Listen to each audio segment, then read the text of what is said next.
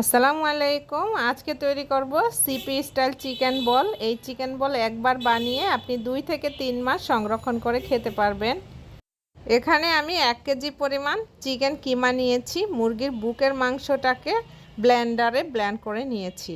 1 চা চামচ পরিমাণ দিচ্ছি আদা রসুন বাটা, স্বাদ মতো লবণ দিয়ে দিচ্ছি, 1 চা চামচ পরিমাণ কালো গোলমরিচ পাউডার, 1 চা চামচ পরিমাণ চিনি, 1 চা চামচ পরিমাণ সয়াবিন তেল, 1 কাপ পরিমাণ দিয়ে দিচ্ছি ব্রেডের গুঁড়া। ব্রেডটাকে ব্লেন্ডারে গুঁড়ো করে নিলেই হবে। এখন দিচ্ছি 2 টেবিল চামচ পরিমাণ কর্নফ্লাওয়ার। সবগুলো উপকরণ খুব ভালোভাবে মেখে নিচ্ছি। এখন দিয়ে দিচ্ছি 1 চা চামচ পরিমাণ কাঁচামরিচ কুচি, হাফ চা চামচ পরিমাণ চিলি ফ্লেক্স। তারপর খুব ভালোভাবে মেখে নিচ্ছি।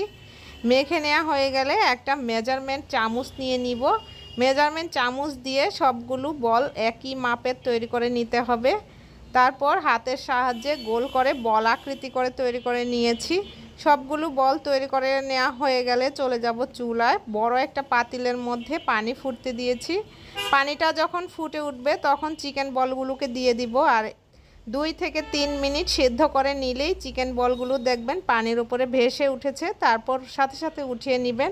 এ পর্যায়ে ঠান্ডা করে তারপর স্টোর করতে পারবেন ডিপ ফ্রিজে।